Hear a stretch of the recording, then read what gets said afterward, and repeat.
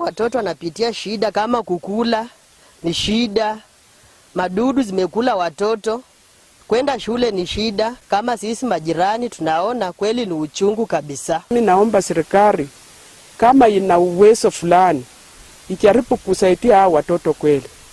Bure wako na shida kubwa kabisa. Hata kusoma hakuna mwenye amesoma.